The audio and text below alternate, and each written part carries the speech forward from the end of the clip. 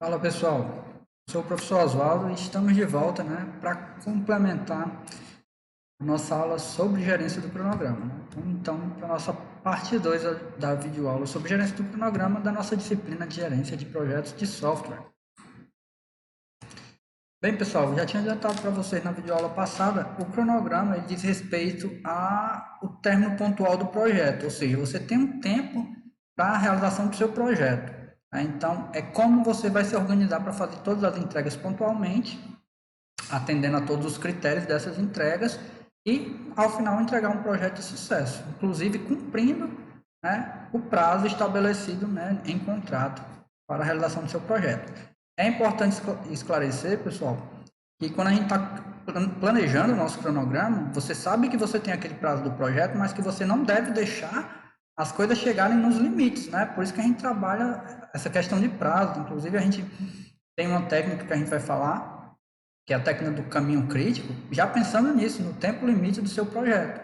Então, você se planeja para que você não precise ficar nessa criticidade do limite do projeto, Tá certo? Até porque você planeja com base em um determinado cenário, esse cenário pode mudar, principalmente em projetos de desenvolvimento de software, quando muitas mudanças podem acontecer durante o processo de desenvolvimento, e isso daí pode requerer um determinado retrabalho, que se você deixar realmente os prazos super apertados, justamente com o limite do projeto, isso daí pode causar um atraso no seu projeto. Sempre lembrar disso. Você tem um tempo para o seu projeto, mas você pode se planejar para que não fique sempre na criticidade de sempre estar no limite, quase sempre ultrapassando os prazos, tá bom? Isso é importante.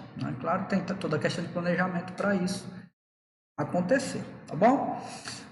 Então, já sabemos que o cronograma trata basicamente da questão do tempo do seu projeto, e para isso a gente já falou sobre os 3 primeiros processos dessa área de conhecimento, A gente já viu toda a questão de planejar o gerenciamento do cronograma, onde é desenvolvido o plano de gerenciamento do cronograma, que tem todas as informações necessárias para a gente definir, controlar e monitorar o cronograma que está sendo desenvolvido, Então, nesse plano, tem informações de como você vai definir as suas atividades a partir da EAP, e que foi o que a gente viu no segundo processo, de definir as atividades.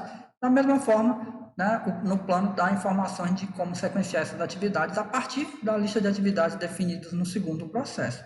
Então, a gente já seguiu essa lógica aí, essa ordemzinha desses 3 primeiros processos, e agora, seguindo mais uma vez o que está estabelecido no plano de gerenciamento do cronograma, a gente vai passar para a estimativa das durações das atividades. Então, a gente já obteve a lista de atividades com as informações dessas atividades. A partir dessa lista de atividades, a gente sequenciou elas, criando então aquele diagrama de rede que ele se torna um importante documento do projeto. A gente vai utilizar esse documento, esse importante documento, diagrama de rede, no processo posterior, não vai utilizar ele agora. Mas como é que vai estimar as durações sem utilizar o diagrama de rede? Pessoal, se vocês pensarem de forma lógica, o diagrama de rede é a representação do sequenciamento lógico da lista de atividades. Então, o que você precisa para estimar a duração das atividades é das atividades. Uma vez que você tiver a duração dessas atividades, é só você ver lá no diagrama de rede onde é que aquela atividade está, e sabendo disso, com a informação daquela atividade, você vai saber a duração daquela atividade, tá? Beleza? Então, a gente começa agora a falar sobre estimar as durações das atividades e bora para ela. Estimar a duração das atividades. O próprio nome diz, ele é bem autoexplicativo, e nada mais é do que o processo de estimar o número de períodos de trabalho necessário para determinadas atividades, com os recursos estimados. Quando a gente fala recursos estimados, pessoal, a gente ainda não está estimando esses recursos. O que são esses recursos? As pessoas envolvidas, o material envolvido para aquela atividade. Essa parte de recurso fica lá para a gerência dos recursos, que a gente ainda vai falar. Mas já está fazendo esse link aí, para você saber, para você estimar a duração da atividade, você vai precisar saber dos recursos para aquela atividade. Não tem como você estimar a duração da atividade sem saber a pessoa, a quantidade de pessoas que vão estar envolvidas em determinada atividade. Então, a gente vai ver que tem uma entrada que diz respeito a isso daí, nas entradas para esse processo. E quando a gente fala estimativa do número de períodos de trabalho, nada mais é do que estimar o tempo para aquela atividade acontecer. O período de trabalho é tipo a quantidade de dias ou a quantidade de horas, a quantidade de semanas que aquela atividade vai levar para ser executada, tá certo?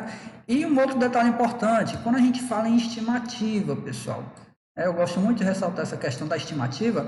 A estimativa, por mais que você tenha bastante experiência em estimar atividades, nem sempre a estimativa vai bater com o real, né? Então, assim, durante o gerenciamento do projeto, você tem as estimativas e sempre fica prezando para observar se essas estimativas estão batendo com a realidade ou não, porque eu costumo dizer que estimar é como se fosse é um chute.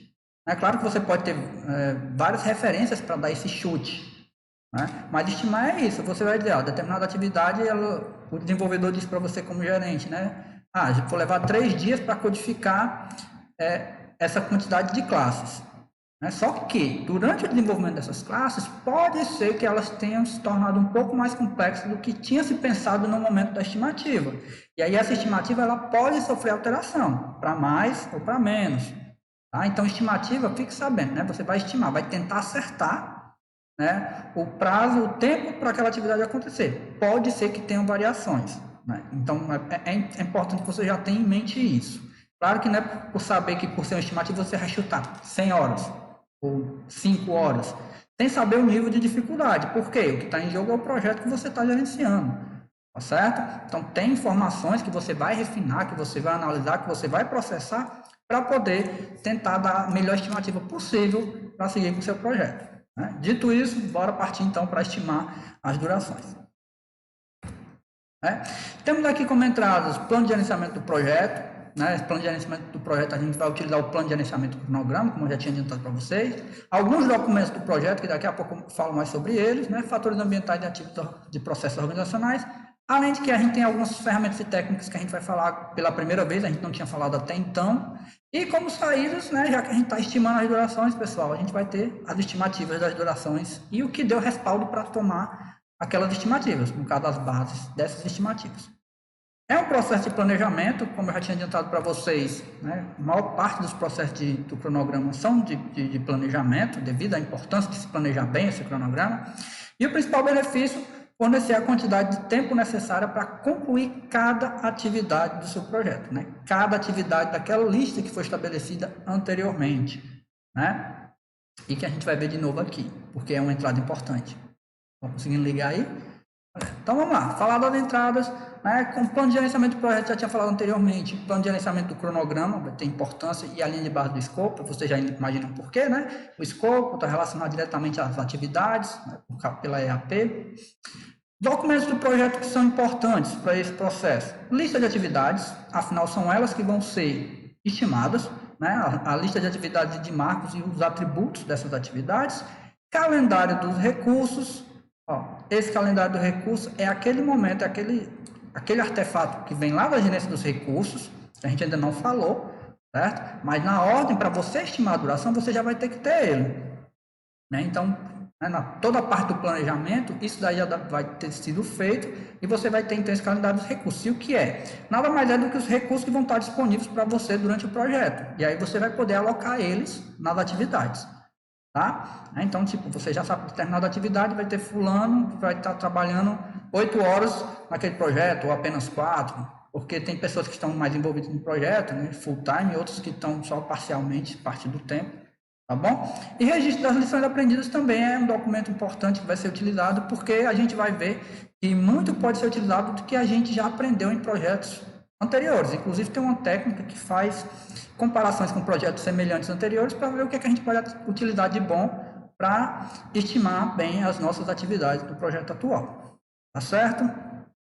Existem alguns outros documentos, eu não coloco todos aqui, mas se vocês derem uma olhada no PMBOK, ele até cita alguns outros, mas ficaria muito extenso para colocar nos slides. Mas eu gosto sempre de dizer que são aqueles elementos que vão ter alguma importância fundamental para você poder fazer a estimativa da duração dessas atividades. Tá? Então, se estão aqui como entradas, é porque tem alguma influência muito importante para o processo em si. Além, né, do plano de gerenciamento do projeto e dos documentos do projeto, temos também os fatores ambientais da empresa e ativos de processos organizacionais. Certo? Lembrando mais uma vez, Em relação às estimativas, tem um vídeo, né, de material de apoio, que vai ficar aqui no card e na descrição do vídeo, né, tanto de sequenciar as atividades como de estimar elas, e também, quando estiver falando do cronograma, tem um vídeo específico, eu vou lembrar mais sobre isso quando estiver falando, tá bom? Beleza, ferramentas e técnicas. Temos a opinião especializada, que é a opinião do especialista, né? Então a gente já conhece a definição dessa ferramenta.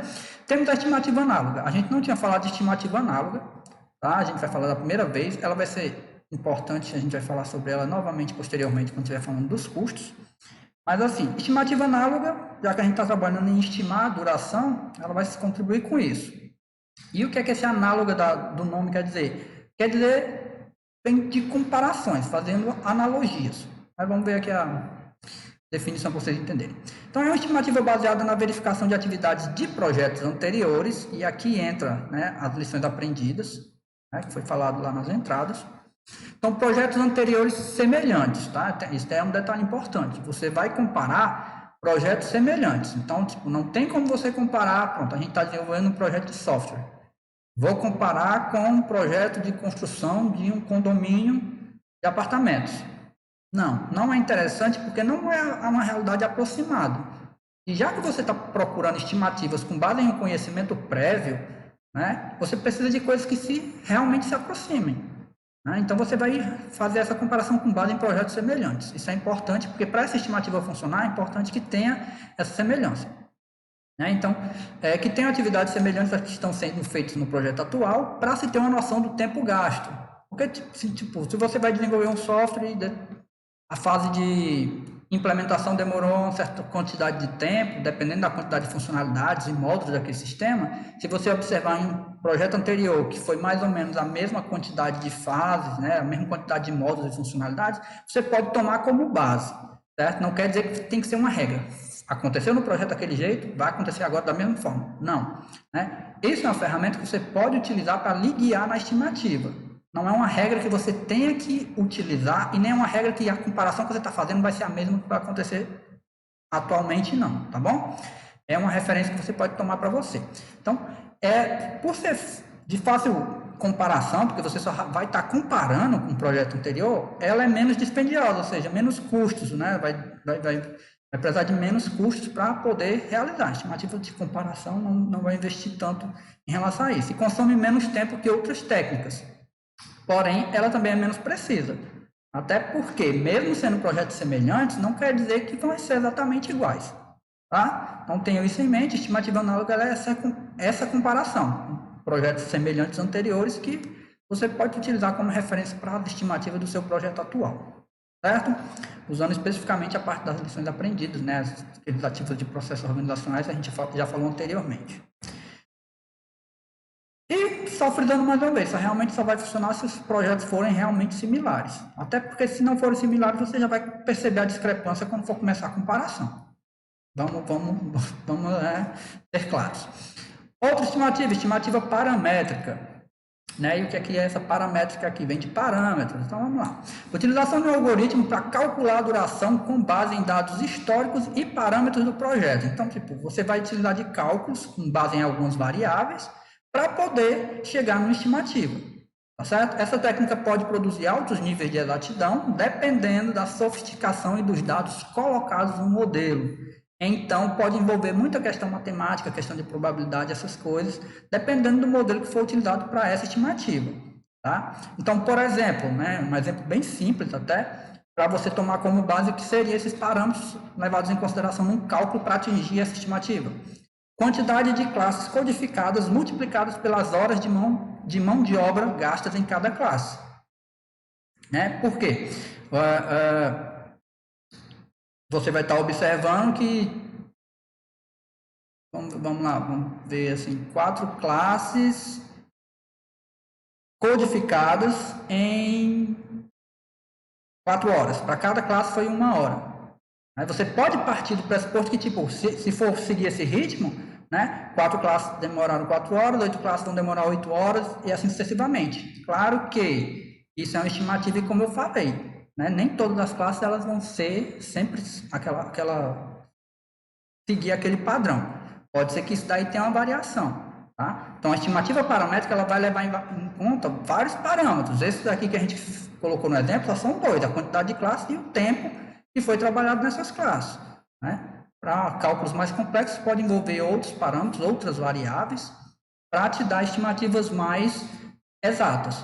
Né? Então, é uma ferramenta técnica que pode ser utilizada, ok? Inclusive, pode ser utilizado também em combinado com outras, por exemplo, a análoga, que a gente já falou anteriormente.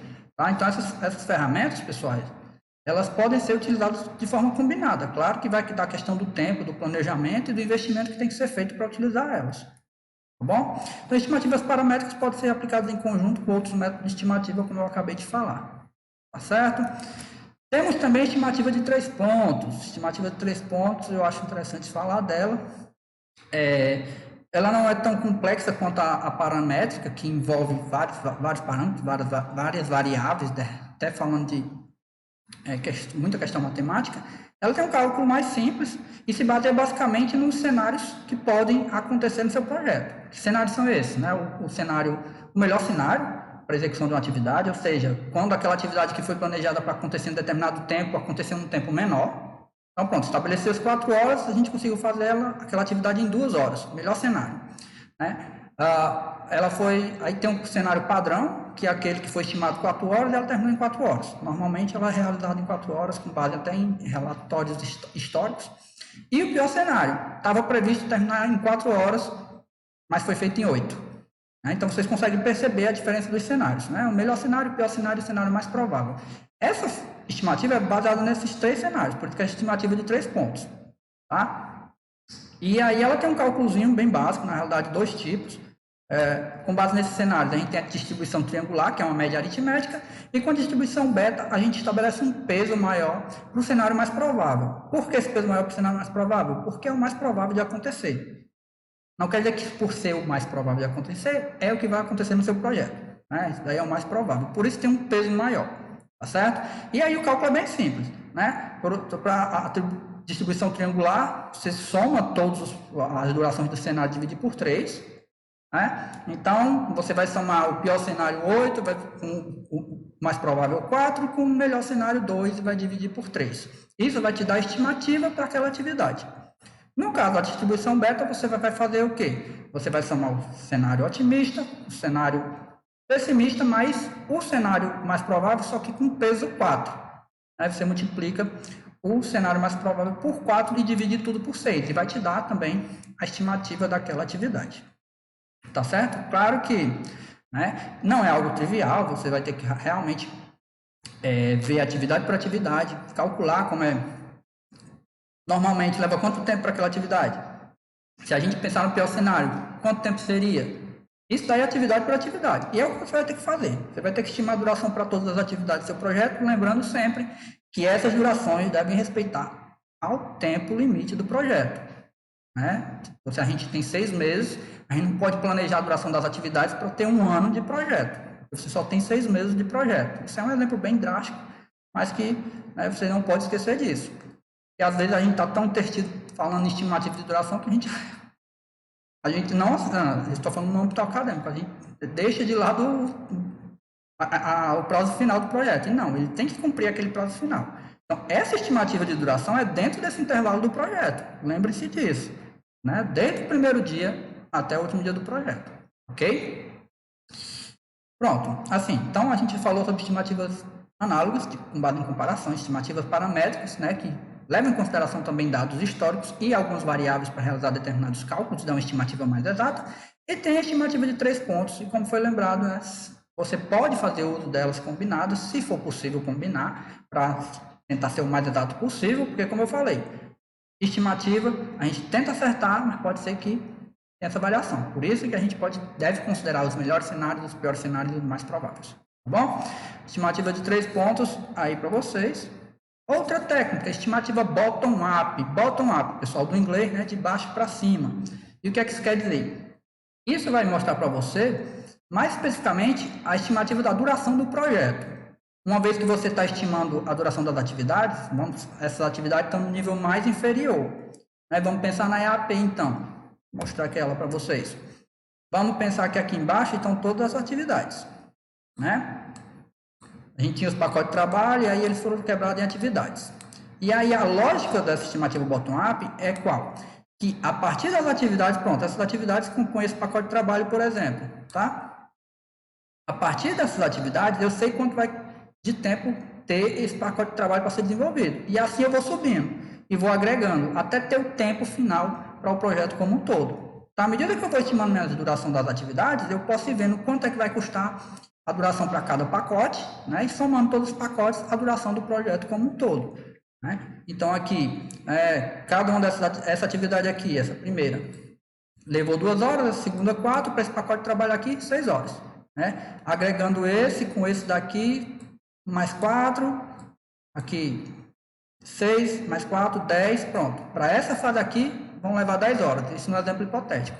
Aí você vai agregando das outras fases até saber, né, o seu projeto como um todo, quanto é que ele vai ter de duração. Isso daqui é o planejado das suas atividades do cronograma, tá certo?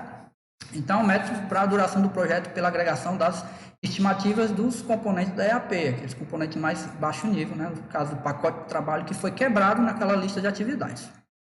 Essas estimativas são então agregadas numa quantidade total para cada uma das durações das atividades. Né? Então, você vem de baixo para cima agregando, até que no final você tem o resultado macro de quanto é que vai demorar tudo para ser feito.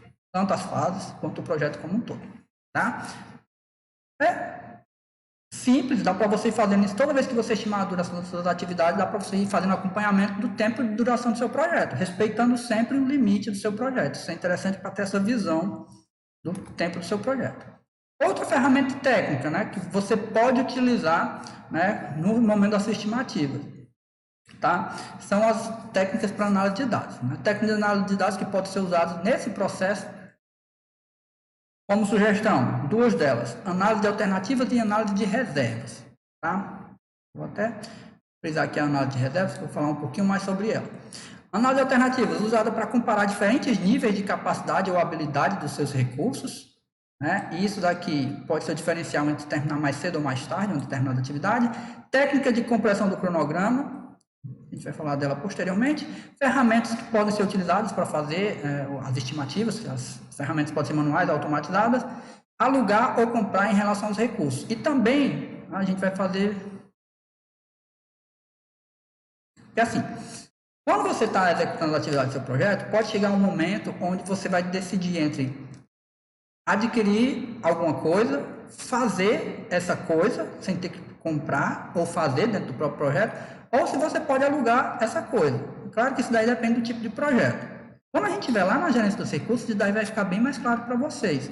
Tá? Mas são coisas que você vai ter que observar e que você vai ter como alternativas para analisar e utilizar ou não, né, na estimativa dos das atividades do seu projeto. Então, por exemplo, você vai analisar se usa uma ferramenta manual, você vai fazer alguns cálculos, né, manualmente, ou uma ferramenta automatizada, como uma ferramenta do Project Libre, por exemplo, para fazer os cálculos, para lhe ajudar na estimativa e também nas demais coisas em relação ao cronograma. Então, técnica de análise de alternativas, como o próprio nome diz, você vai ter alternativas para analisar as informações. Tá? E a análise de reservas? E por que eu disse que eu vou me concentrar um pouco mais aqui? Né? Ela é usada para determinar a quantidade de reserva de contingência e gerencial necessárias para o projeto. As estimativas de duração podem incluir reserva de contingência para considerar incertezas no cronograma. Então, vamos lá. Reservas, né? Análise de reserva. Reserva gerencial e reserva de contingência. São 2 nomes bem importantes, principalmente no que diz respeito aos riscos para o seu projeto. Tá?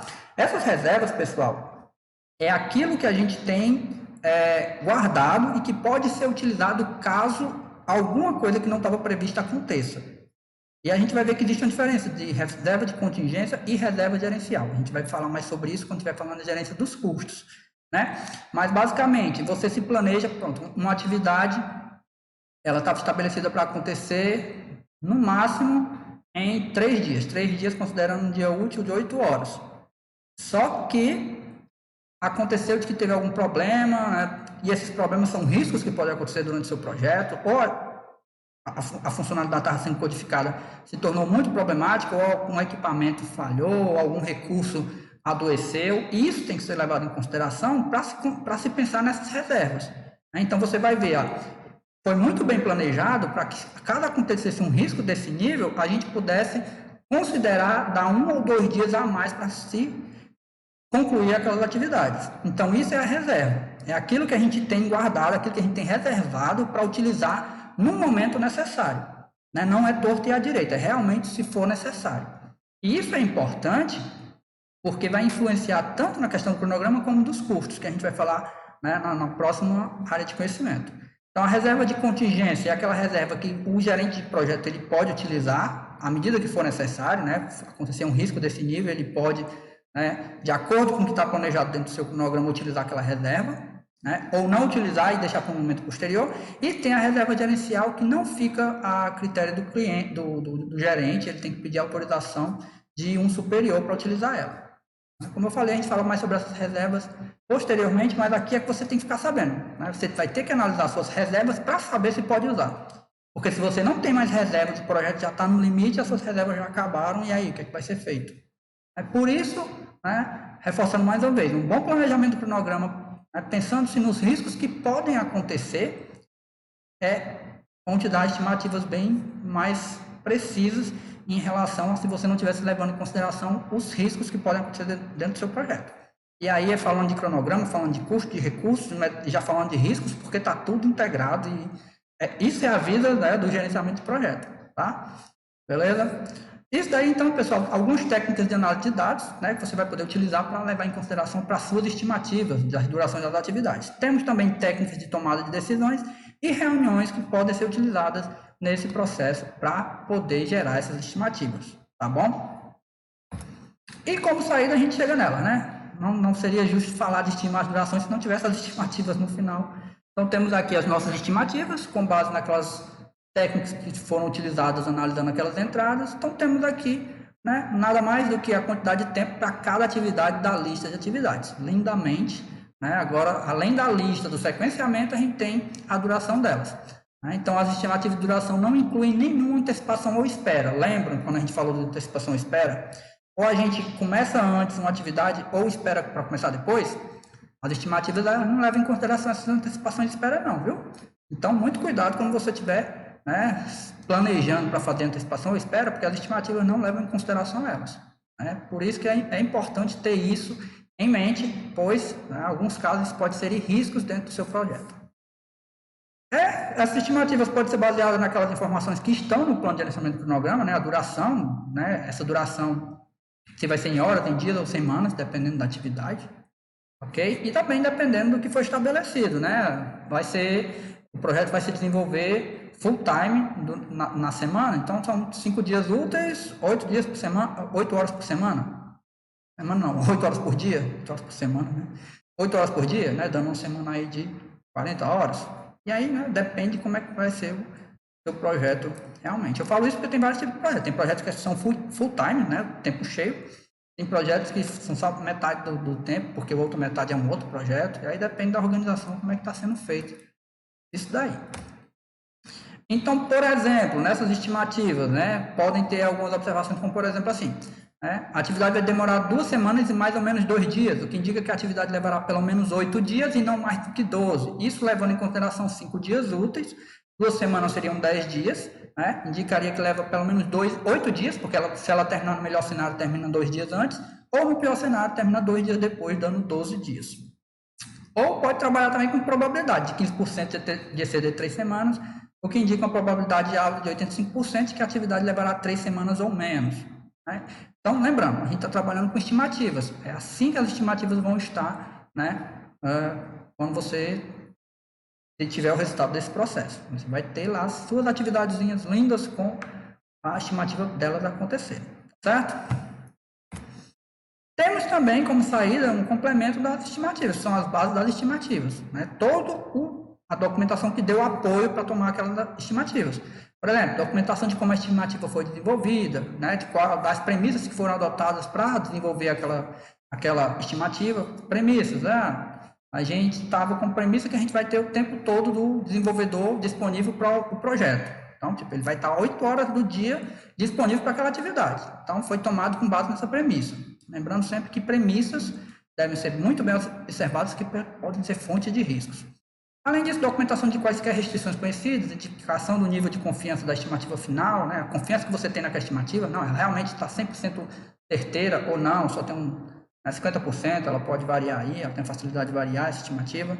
Então, assim, todo documento, toda informação que deu suporte para essa estimativa é o que a gente chama de base das estimativas, né? É um complemento até para fazer um rastreio de como é que você obteve aquelas estimativas, tá certo? Além disso, as atualizações dos documentos do projeto também são saídas desse processo.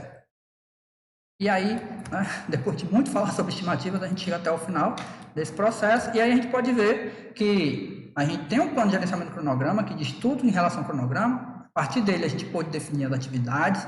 A partir da definição das atividades, a gente pode sequenciar as atividades, e com as atividades definidas e sequenciadas, a gente pode estimar, então, a duração dessas atividades. Nosso cronograma está quase pronto. Então, agora a gente parte para quê? Para desenvolver o cronograma. Pegar tudo isso que foi feito e colocar no modelo de cronograma, que vai ser a referência para a gente poder ficar monitorando o desempenho do projeto em relação às durações do tempo das atividades. Tá? E é isso que a gente vai fazer agora, falando do desenvolver o cronograma. Então, bora lá. Pessoal, só frisar mais uma vez, no cronograma, tem alguns pontos que eu não vou me concentrar muito, como por exemplo, a técnica do caminho crítico. Eu vou passar bem rapidamente, porque ela exige um pouco mais de explicação, mas não é que vocês não vão ter essa explicação. Essa explicação está num vídeo que foi feito em material de apoio, né? Como eu estou sempre frisando, eu vou deixar nos cards e na descrição.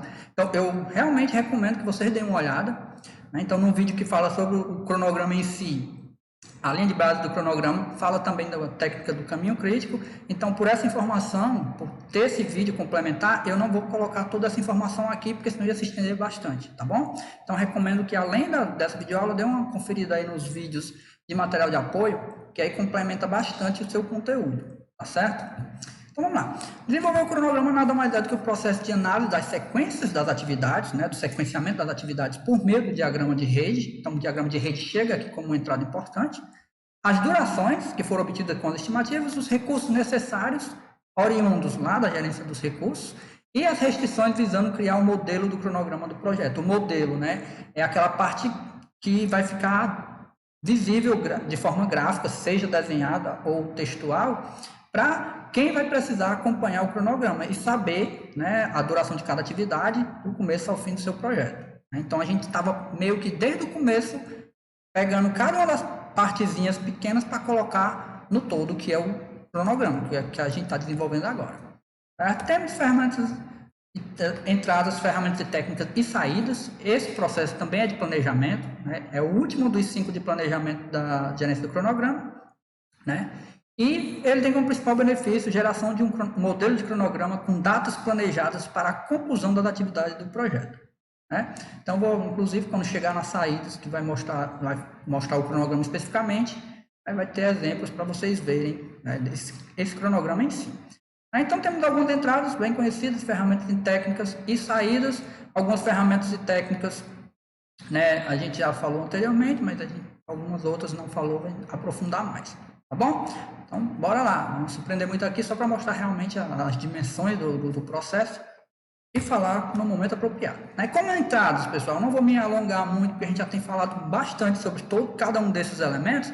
O plano de gerenciamento do projeto, você pode ter como base, né, o plano de gerenciamento do cronograma, que vai te dizer como desenvolver o cronograma em si. Ele vem guiando a gente desde o começo, né, a esse momento, precisamente. Tá? Documentos do projeto, vocês vão ver que tem muita influência, né, do calendário dos recursos, como foi falado no processo anterior. Tem o próprio diagrama de rede, que é um documento do projeto importante, vai ter influência aqui, tá certo? Acordos, né? Os acordos, a gente pode lembrar aí que os acordos geralmente são representados por contratos. E aí, o que é que o contrato tem a ver com o cronograma? Você pensa assim, né? Às vezes, em um projeto, o projeto pode ser muito grande, muito complexo para uma empresa desenvolver sozinha. Aí, o que é que acontece? Firma-se um contrato com uma empresa terceirizada. Esse contrato tem um tempo estabelecido para ser cumprido também. E esse tempo ele tem que estar dentro do cronograma do seu projeto. Então, né, o acordo, esse contrato, ele vai ter influência, né, nesse seu cronograma, por isso que ele está aí. Além disso, os fatores ambientais da empresa e ativos de processos organizacionais também são entrados para esse processo. Então, bora para as ferramentas e técnicas. Primeira, análise de rede do cronograma. E esse nome aqui, análise de rede, já nos remete ao nosso diagrama de rede, porque ele realmente vai ser analisado nesse momento. O diagrama de rede, as sequências lógicas dele, Então, a técnica que gera o modelo do cronograma do projeto, afinal de contas, a gente está desenvolvendo o cronograma, emprega várias outras técnicas, como o método do caminho crítico, que a gente vai falar alguns slides à frente, técnica de otimização de recursos e técnicas de modelagem. Modelagem porque a gente está desenvolvendo um modelo do cronograma, e as outras técnicas para trabalhar melhor esse sequenciamento que permite acompanhar o andamento do projeto do começo até o fim. Por isso que a gente analisa o diagrama de rede. E a partir do diagrama de rede, a gente analisa essa sequência lógica com base em algumas técnicas combinadas. Tá? Então, a análise adicional feita nesse diagrama inclui avaliar as necessidades de agregar reservas de cronograma para reduzir a probabilidade de um desvio do cronograma. Então, lembre-se daquela análise de reservas que foi falado anteriormente, para observar se vai ser necessário utilizar alguma reserva ou não, com base nos riscos que podem acontecer. Revisar a rede para checar se o caminho crítico apresenta atividades de alto risco, que demandariam o uso de reservas para reduzir o risco no caminho crítico.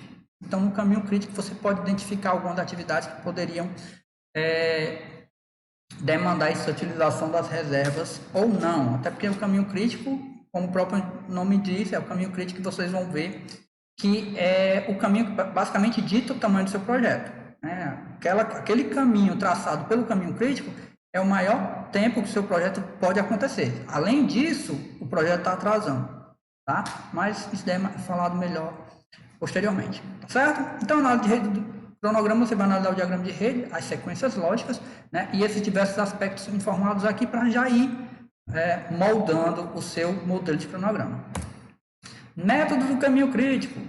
Falei quase agora sobre ele. O que é?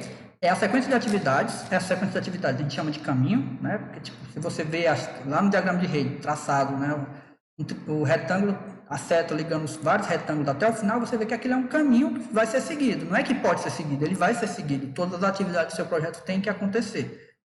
Então, o que acontece do início ao fim do projeto é que tem a maior duração que qualquer outro caminho. E você vai ver que podem ter vários caminhos, e que todos vão ser passados, mas que vai ter alguns caminhos que têm uma duração maior e outros menor. Então, o caminho crítico é aquele que a gente diz que as atividades do início ao fim têm a maior duração. Então, você vai fazer a somatória de todas as atividades daquele caminho e vai obter a maior duração. Porque essa maior duração, ela meio que estabelece os limites do seu projeto. Tá? À medida que, quando você estabeleceu esse caminho crítico, se você ultrapassar, o caminho crítico ele é o limite, se você ultrapassar aquilo ali, você já está atrasando o seu projeto inteiro. Tá? Então, você trabalha com essa técnica focado nisso, de forma que aquelas atividades do caminho crítico são as mais críticas do seu projeto. E se alguma atrasar, todo o seu projeto vai estar atrasando juntamente com ela. Tá? No caminho crítico, a gente trabalha com algo que a gente chama de folga. Folga é aquela atividade em si, ela não pode atrasar nem um dia, nem uma hora, ela não tem folga nenhuma. Todas as atividades do caminho crítico, elas têm folga igual a zero. Mas folga é o tempo que a atividade pode atrasar sem atrasar o projeto. Uma vez que a atividade do caminho crítico não pode atrasar, não tem folga ali. E essas folgas, elas podem, já que elas não existem, você pode então levar em consideração, no caso, que a gente falou anteriormente, no caso das reservas do projeto. Essas reservas do projeto já devem contemplar o caminho crítico. Tá bom? Então, você já vai trabalhar com essas reservas, aquelas atividades do caminho crítico, de forma que aquelas atividades não possam atrasar nem um dia, nem uma hora, porque não tem folga. A folga do caminho crítico é igual a zero. E vocês vão entender melhor isso, essa questão do caminho crítico, vendo o vídeo que eu falei anteriormente, o material de apoio, que lá tem bem explicado, tem um passo a passo, eu vou mostrando, aqui está o caminho de rede, essa atividade tem tantas horas, esse daqui é o caminho crítico, aí eu vou mostrando todos os caminhos, a somatória de todos os caminhos, e explicando melhor essa parte do caminho crítico. Não vou estar explicando aqui na videoaula, mas tem no material de apoio. Então, recomendo veementemente dar uma assistida nesse videozinho que está aí, tá certo? A técnica do caminho crítico, ela te ajuda, então, a modelar o seu cronograma. Temos também a técnica de otimização de recursos, certo? É uma técnica usada para ajustar as datas de início e término das atividades. As atividades elas têm duração porque elas têm um início e têm um fim. Para que o uso de recursos planejados seja igual ou menor do que a disponibilidade dos recursos. Um exemplo de uma técnica de otimização é a que a gente chama de nivelamento de recursos, que diz: técnica em que as datas de início e término são ajustadas com base nas restrições de recursos, com o objetivo de equilibrar a demanda de recursos com o suprimento disponível. Pode ser usada quando os recursos compartilhados ou de necessidade crítica só estão disponíveis em certas épocas ou em quantidades limitadas. Isso daqui, pessoal, leva em consideração os recursos que você tem disponível. Ele deixa bem claro aqui na definição de nivelamento de recursos, que você vai estar utilizando eles para aquela atividade à medida que você tem esses recursos disponíveis. Então, como eu tinha falado anteriormente, você tem um desenvolvedor que está disponível 8 horas, mas você tem um que só está disponível 4. Então, você vai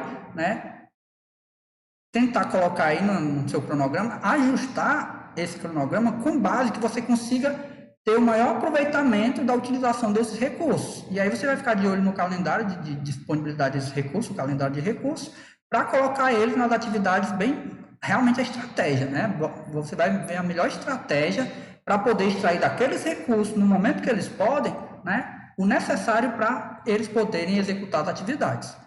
Isso daí é o que a gente chama de otimização de recursos. Tá bom? Outra técnica de análise de dados, e dela a gente pode ter como exemplo a análise de cenários em si e a técnica de simulação. Basicamente, pessoal, essas técnicas, elas vão estar meio que traçando possibilidades do seu cronograma, levando em consideração determinadas coisas que podem acontecer, determinados cenários que podem acontecer. Então, a análise do cenário em si, basicamente você vai se basear na pergunta: e se determinada coisa acontecer? Se determinada situação acontecer? E se aquela atividade atrasar? E se aquele equipamento queimar? E se aquele recurso adoecer?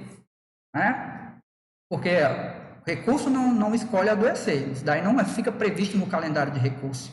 Ninguém prevê adoecer. Tá certo? Então, a análise do cenário em si, basicamente, ela diz respeito a essa pergunta, analisar a pergunta. E se a situação representada pelo cenário tal acontecer? É sempre uma boa ideia pensar sobre todas as possibilidades. Vocês vão ver principalmente isso quando a gente estiver falando dos riscos, todas as possibilidades de riscos acontecerem no seu projeto. Então, essa análise ela pode te dar uma referência para modelar o seu cronograma, pensando, inclusive, no que pode acontecer de bom e no que pode acontecer de ruim.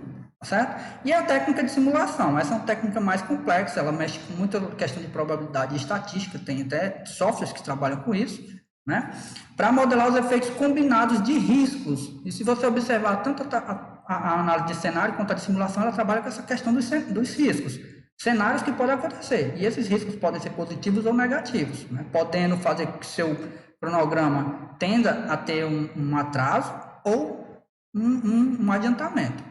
Tá? Modela os efeitos combinados de riscos individuais do projeto e outras fontes de incerteza para avaliar o seu impacto potencial no cumprimento dos objetivos do seu projeto. Então, ferramentas, cálculos matemáticos auxiliando na elaboração de cenários que tendem a prever como vai ser a execução do seu cronograma. Então, uma das formas mais conhecidas é a técnica de análise de Monte Carlo. Eu não vou explicar aqui o conceito sobre ela, se você quiser dar uma pesquisada, fiquem à vontade, mas não é o foco, especificar, se aprofundar nisso daí, porque são tantas ferramentas técnicas, se a gente fosse, teria que ter um curso só sobre, ao invés de uma disciplina de gerência de projeto de software, deveria ser todo um curso sobre gerência de projeto de software, tá bom? Então, algumas técnicas de análise de dados que podem ser utilizadas para modelar os cenários possíveis na execução do seu cronograma. E temos também as antecipações de esperas, já conhecida da gente, a gente falou sobre antecipações de esperas quando estavam falando de sequenciamento de atividades. Então, a gente já sabe que a antecipação é iniciar antes de determinada atividade e a espera é esperar para começar, postergar um pouco mais esse início. E aqui, o que a gente vai fazer em relação às antecipações de espera? Nada mais é do que refinar essas antecipações e essas esperas. Então, caso tenha sido cometido algum erro no uso dessas antecipações de espera, é possível realizar os devidos refinamentos para ajustar a data de término previsto da atividade. Então, se naquele momento não estava uma coisa muito exata, nesse momento, se você estiver trabalhando com antecipações de esperas, com base nas demais técnicas que a gente viu, você pode refinar, então, essas antecipações e essas esperas aí. Certo? Lembrando, mais uma vez, as técnicas são sugestões, elas estão à disposição para utilização pelo gerente de projeto, mas, né, ele não quer dizer que ele tem que utilizar todas elas, né? Eu não tenho que utilizar técnica de Monte Carlo, cenário C, junto com o método do caminho crítico. Não, pessoal, não é que você tenha que utilizar, você pode utilizar, você pode combinar elas para te dar uma noção mais certa da execução do seu cronograma, né? É coisa que o PMBOK ele sugere, como eu sempre falo, o PMBOK ele te dá, ele te ensina a pescar, né? Você vai atrás de pescar esse peixe, né? Então ele te dá o guia, ele te diz como fazer, ele te sugere que pode ser feito e você, assim, na vivência prática, vai tomando as suas decisões, tá bom? Outra ferramenta técnica, porque aqui tem várias, né? Vocês perceberam, compressão de cronograma. Compressão de cronograma, o próprio nome, pessoal, ele dá a ideia de comprimir, né? Achatar, diminuir, tentar, né? Diminuir aquele tempo ali. Então, assim, basicamente, encurta ou acelera a duração do cronograma do projeto sem mudar o escopo do projeto para atender restrições, datas impostas e outros objetivos. Então, a gente tem, né, tanto a compressão quanto o paralelismo. Eu vou falar bem rapidamente e ilustrar com alguns exemplos que vai ficar bem claro para vocês. Então, a compressão, como o próprio nome diz, usada para encurtar a duração do cronograma, né? De que forma? Né? Como que vai ser conseguido esse encurtamento? Né? Como? Inclusão de horas extras ou adição de recursos a uma atividade. Então, pensa-se em encurtar o cronograma, não é que é diminuindo o escopo. O escopo vai permanecer o mesmo, mas tipo, vamos aumentar a quantidade de horas extras para o pessoal trabalhar, porque assim a gente vai conseguir fazer em menos tempo assim, em relação ao cronograma. Claro que vai utilizar as horas extras. Ou adicionar mais recursos, certo? Mas daí tem pegadinhazinha, né? Não quer dizer que adicionar recursos vai te garantir que realmente vai encurtar a duração do seu cronograma. Na realidade, pode até ter um efeito inverso, né? A gente já falou disso, vocês já devem ter visto isso daí em outras disciplinas também. Mas por quê? Quando você adiciona um recurso que não está por dentro do projeto, vai ter uma curva de aprendizagem. Então, esse encurtamento que você estava prevendo com compressão pode acabar tendo um efeito inverso. A compressão é um mecanismo para encurtar? Pode ser que funcione? Pode. Mas tem que ter a condição adequada para que aquilo funcione. Porque senão pode ter um efeito inverso. Então, a compressão ela pode acabar trazendo riscos negativos para o seu projeto. E ao invés de encurtar o cronograma, vai atrapalhar mais do que ajudar. Tá certo? Claro que eu evidenciei bastante a questão do risco negativo, mas como eu falei, dentro das condições adequadas pode até dar certo. Ok? Uma outra técnica também que pode ser trabalhada é o paralelismo. Paralelismo é o quê? Você pega uma atividade que ser feita de forma sequencial e faz ela começar em paralelo à outra, né? Claro que essa atividade que começaria de forma sequencial, ela ia começar em sequência porque ela precisava de um artefato produzido no anterior. E ela começando antes, pode ser que não tenha esse artefato completo, né? Então, assim, mais uma vez, tem que tomar cuidado com essas técnicas, porque elas podem acabar inserindo risco no seu projeto, tá bom? Então, paralelismo, fases que iam acontecer de forma sequencial, elas agora vão acontecer meio que simultaneamente. Não quer dizer que é ao mesmo tempo, mas podem começar, né, depois da primeira começar, a segunda pode começar um tempo depois e acontecer meio que em paralelo. Isso vai, né, fazer uma compressão do cronograma, mas você tem que observar muito bem se realmente vai ser prático e viável para o seu projeto. Porque tanto a compressão quanto o paralelismo podem inserir riscos no seu projeto. Então, um exemplo de paralelismo, codificação de uma funcionalidade sem todos os requisitos. Aí você já pensa, funcionalidade sem todos os requisitos já chega dói na consciência, porque você sabe, isso daí pode dar errado, né? Então, tome cuidado, tá? Se você for fazer realmente essa questão do paralelismo. Claro que isso visando, né, um encurtamento desse cronograma, tá bom? Beleza. Outras ferramentas. Sistemas de informação de gerenciamento de projeto, né? Como exemplo, a gente viu que existe o Project Libre, né, o Open Project e o Microsoft Project, não são os únicos, né, mas alguns que eu já mostrei para vocês, né? Inclusive, uma dessas ferramentas eu devo ter mostrado até na prática para vocês. Vão te ajudar a modelar o cronograma, tá certo? Porque lá você vai listando as atividades e ele já vai gerando até, né, a aparência gráfica do cronograma. Temos também o planejamento ágil de grandes entregas, né? Isso está aqui bem focado realmente em coisas ágeis, em abordagens ágeis, né? Porque nesse planejamento é determinado o número das interações que vai acontecer naquela abordagem e permite que o proprietário do produto, né, o representante do cliente, né, e a equipe decidam quanto precisa ser desenvolvido e quanto tempo vai demorar para ter um produto capaz de ser lançado. E esse produto capaz de ser lançado leva em consideração os incrementos, né, que podem ser utilizados, ou mesmo versões utilizáveis daquele sistema. Tá? Então, o planejamento ágil está muito voltado a isso, as interações e em quantas interações a gente vai poder ter um sistema que pode ser lançado, que pode ser utilizado, né? Isso dentro desse planejamento. Uma vez que recursos representam valor para o cliente, a linha do tempo fornece um cronograma do projeto mais facilmente compreensível, uma vez que define qual recurso estará disponível no final de cada iteração, né? Então, assim, tem que perceber também que, à medida que as iterações vão acontecendo, alguns recursos vão sendo liberados. Por exemplo, né, depois que terminar as iterações de codificação, esses desenvolvedores eles vão sendo liberados e possivelmente podendo se envolver ou em outras iterações ou em outros projetos.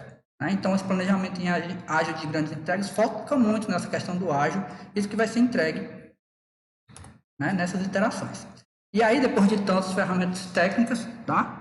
Nós temos, então, as saídas. A primeira delas, a linha de base do cronograma.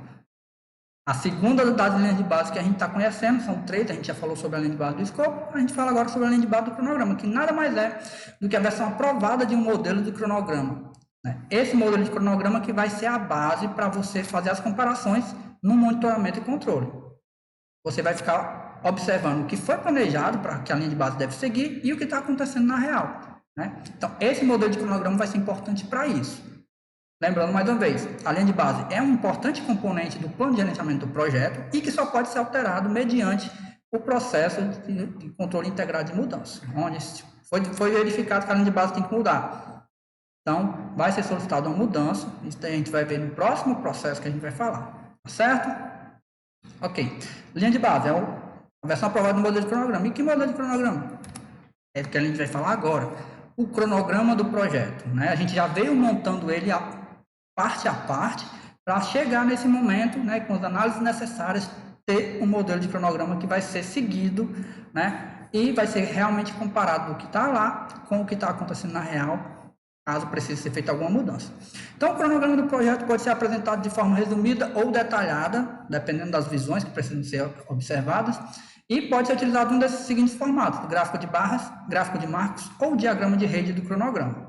O diagrama de rede você já está familiarizado com uma versão dele, né, mas vamos ver todas essas versões e vocês vão entender, né, começando pelo gráfico de barras. O gráfico de barras ele mostra as atividades, certo? Está aqui a lista das atividades que vão ser realizadas no projeto. E do lado, pessoal, essas barras indicam tanto a duração das atividades quanto, né, quando começa, quando termina e o que já foi executado. Então, se você observar, né, essa 1.1 aqui, ela foi prevista para começar nesse exato momento aqui, no período 1, né? É como se hoje, para nós, estivéssemos nesse ponto, que isso daqui é o trabalho que já foi executado, esse que está mais cinza, isso daqui é o trabalho que ainda falta ser executado, tá? Então, tipo, tem um início, tem um fim, e aqui tem a unidade de tempo, né, dentro do calendário, 120. Não sei se daqui deve, provavelmente está falando de 120 dias, tá certo? Isso então é um gráfico de barras, também chamado de gráfico de Gantt.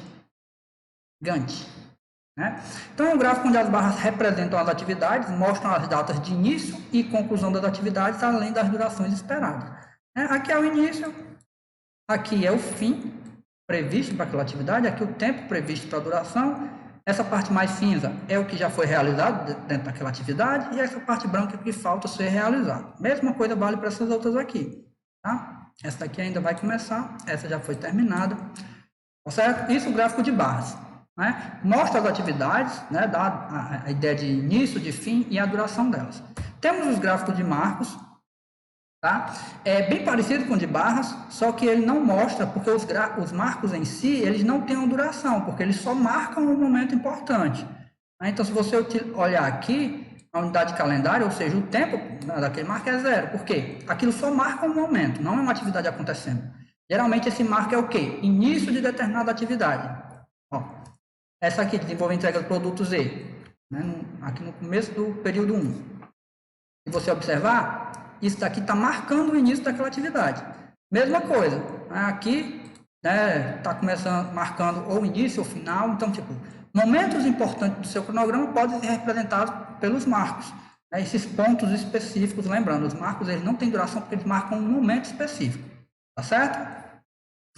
E temos a representação do diagrama de rede do cronograma, que tem duas abordagens. Tem um que a gente chama de diagrama de lógica pura, que é bem próximo daquele diagrama de rede que a gente já viu, E o gráfico lógico de barras, que é uma coisa que eu acho bem mais completa e que fica bem mais robusta em relação a realmente conseguir ver tudo em relação ao seu cronograma. Então vamos partir logo para essas visões aí, tá? Então tá aqui, ó. Diagrama de lógica pura, basicamente o diagrama de rede que a gente já trabalhou, inclusive, né, deve ter algum exercício que vocês vão trabalhar para fazer esse diagrama de rede. E tem o gráfico lógico de barras, que é como se fosse o gráfico de barras, só que, né, um diagrama de redes dentro desse gráfico lógico de barras, inclusive com os marcos, as relações de precedência, né, a relação lógica de uma atividade para outra. Se vocês observarem, tem as setas ligando, ó, né, tem tanto a questão da duração, né, o tempo utilizado, o tempo que vai ser feita ainda as atividades, e tem a sequência lógica. Né? Por isso que eu digo que é bem mais completa, é como se ele compilasse todas as informações e colocasse, e fica bem mais fácil de acompanhar. Aqui você vê todas as atividades, a duração delas, e aqui você acompanha, né, a linha de tempo dentro do calendário, dentro do cronograma em si. Tá? Então, são as visões que você pode ter do cronograma. Tem algumas que são mais simples, umas que são mais completas, como, por exemplo, essa, o gráfico lógico de barras. Tá? Inclusive, mostrando a ordem sequencial das atividades. Continuando, além, né, do cronograma, temos também dados desse cronograma, que são informações que complementam o que está presente no cronograma. Né? Então, conjunto de informações usadas para descrever e controlar o cronograma.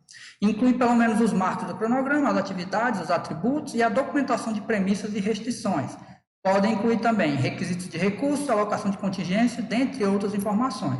Então, quando a gente pensa no modelo de cronograma, a gente pensa que o modelo tem essa parte gráfica e tem essa parte textual, representada pelos dados do cronograma. Isso daí se complementam para facilitar o gerenciamento desse cronograma, para facilitar o gerenciamento desse modelo que é a nossa linha de base.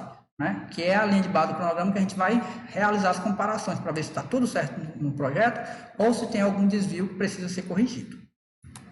Temos também o que a gente chama de calendário do projeto, e não confunda, porque não é a mesma coisa que o cronograma, certo? O cronograma você vai ter lá, né, toda aquela questão detalhada, da início, fim das atividades, blá, blá, blá, blá, blá, blá. Calendário. Identifica os dias úteis e turnos disponíveis para as atividades agendadas. Então, você tem que levar em consideração, seu projeto vai trabalhar em dias úteis, né? Como é que também vai ter fins de semana, isso daí tem que ser levado em consideração. E os turnos disponíveis, como foi falado, tem projetos que são full time, levam o dia todo, tem projetos que são só parte do tempo. Vai depender de como é que está organizado, como é que está o seu calendário também. É importante principalmente para guiar quem precisa estar a par das informações daquele projeto. Então, por exemplo, né, dia tal, em determinado mês, o projeto ainda vai estar acontecendo, facilmente você vai conseguir ver isso olhando no calendário desse projeto. Então, ele distingue os períodos de tempo disponíveis para completar as atividades agendadas dos períodos de tempo que não estão disponíveis. Tempo disponíveis, dias úteis, tempos não disponíveis, feriados, fins de semana. E também deve levar em consideração o quê? Os membros da equipe. Por quê? Ele é útil para acompanhar o tempo quando os membros da equipe estiverem afastados em férias ou não estiverem disponíveis para trabalhar no projeto. Tá? Então, são várias informações focadas em tempo do seu projeto que você vai poder utilizar para fazer um bom gerenciamento do tempo no seu projeto. Um bom gerenciamento do cronograma para entregar tudo no prazo, né, cumprir pontualmente o projeto que está sendo gerenciado, né, aquilo que está sendo desenvolvido. Além disso, solicitação de mudanças também podem ser feitas aqui, se houver alguma mudança a ser feita, e a gente viu que tem coisas que podem possibilitar uma solicitação de mudança. Se for preciso, solicita, ela segue o trâmite, depois atualiza. Né? Devido a isso, a gente tem algumas atualizações no plano de gerenciamento do projeto e nos documentos do projeto também. Tá? Inclusive, documento do projeto, tiver alguma mudança no próprio diagrama de rede, naquela sequência lá, é um momento onde pode ser feito isso aí. Certo? Isso desenvolveu o cronograma. Né? Então, a gente já está chegando nos finalmente, fechamos toda a questão do planejamento, a gente já tem um modelo de cronograma, onde mostra todas as atividades, a sequência dessas atividades, a duração dessas atividades, o que a gente vai fazer agora, o que é que tem que ser feito. Você tem que prezar para que o seu cronograma seja bem seguido, você tem que prezar pela execução de acordo com o planejado. E é para isso que a gente utiliza, então, o processo de controlar o cronograma. Um processo de monitoramento e controle, com várias características de um processo de monitoramento e controle que a gente já conhece. Dentre elas, observar o que está acontecendo na real no projeto e, se necessário for, solicitar uma mudança para ser avaliada, tá?